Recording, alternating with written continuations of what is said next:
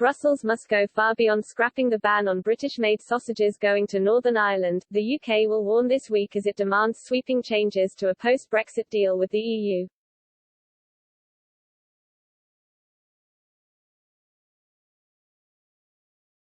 Cabinet Office Minister Lord Frost will use a major speech in Lisbon to warn that the peace process is under threat and say the UK will have to unilaterally suspend elements of the Northern Ireland Protocol if rapid solutions are not found.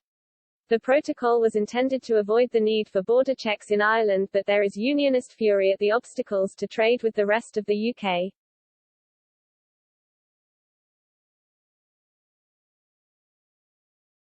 The EU is expected on Wednesday to propose allowing sausages and chilled meat products to continue to be exported from Great Britain to Northern Ireland after the end of the current grace periods, but Lord Frost will make clear on Tuesday that Brussels will have to make much bigger changes.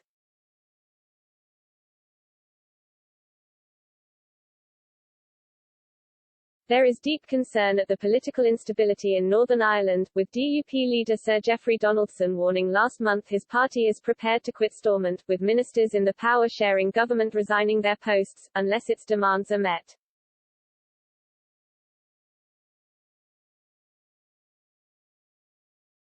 Lord Frost will say that the UK would like a better relationship with the EU but make clear that this cannot happen without changes to the protocol.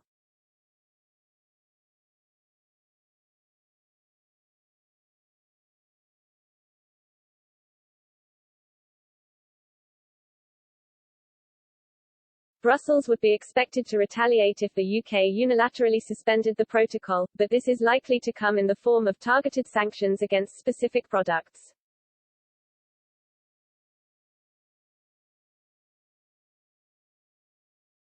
The stability of Northern Ireland's institutions and the party's commitment to power sharing may be tested after the next elections, due in May. If Sinn Féin becomes the largest party and wins the First Minister position for the first time, tensions between Unionists and the Republic may also escalate if Sinn Féin, which already has the highest numbers of members in the Irish Parliament, enters government in Dublin.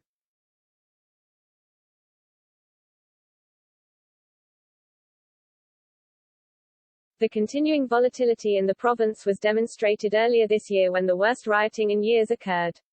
A cabinet minister described the present situation as troubling.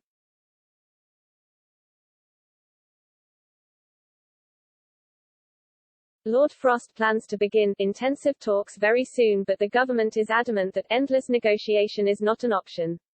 A key area of controversy is the role of the European Court of Justice in settling disputes, and Lord Frost will this week give the EU Commission a new legal text setting out proposals for change.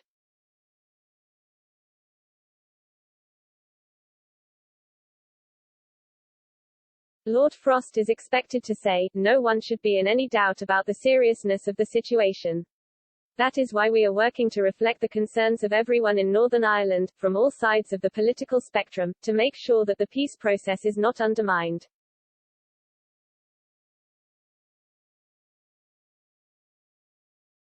The EU now needs to show ambition and willingness to tackle the fundamental issues at the heart of the protocol head-on. The UK-EU relationship is under strain, but it doesn't have to be this way.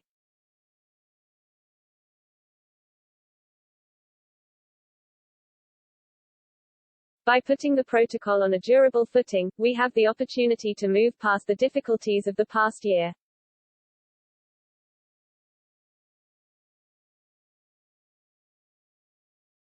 The Commission have been too quick to dismiss governance as a side issue. The reality is the opposite.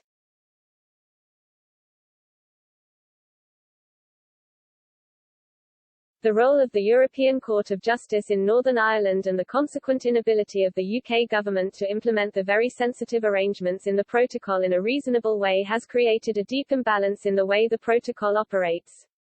Without new arrangements in this area, the protocol will never have the support it needs to survive.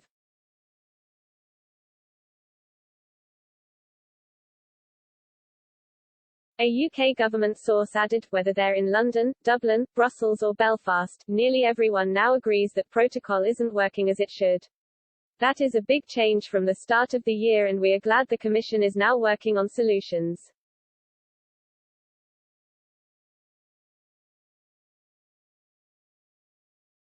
The real question now is whether the EU are prepared for the scale of changes needed.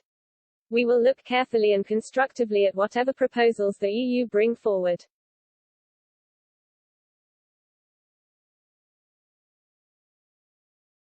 Our negotiating teams are ready to work intensively and rapidly to try and find a solution, and we expect to be doing so very soon. The prize on offer is a stronger UK-EU relationship which is focused on the future.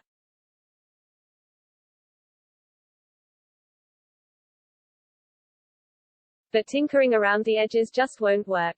If the EU can't show ambition and agree significant changes to the protocol, we will have to use Article 16 to make sure arrangements are in place that do safeguard the Belfast Good Friday Agreement and the peace process.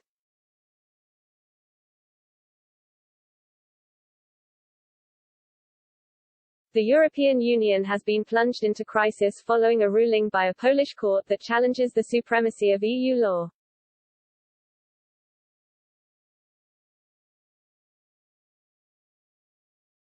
Fears have surged in the EU that Polexit is now on the cards in the wake of the ruling that parts of European law are incompatible with Poland's constitution.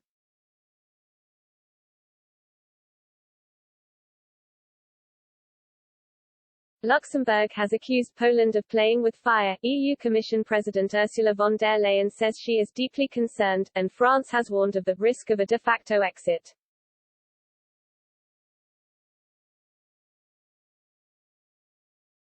Meanwhile, Hungary has called on EU institutions to respect member states' sovereignty, with Prime Minister Viktor Orban signing a decree welcoming the Polish court's ruling.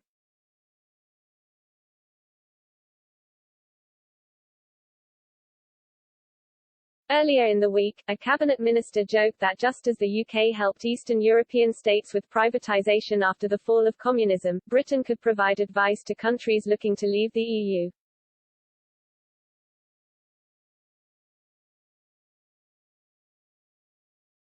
A senior Foreign Office source Britain is closely engaged with the Visegrad Group, the Czech Republic, Hungary, Poland and Slovakia, while relations have been strained with France, which is increasingly seen to dominate the EU.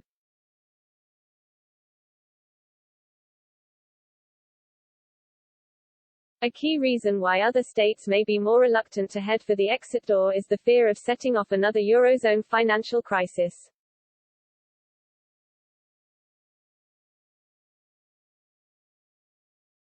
Another senior minister joked they hoped other countries would not do as bad a job at leaving the EU as the UK had.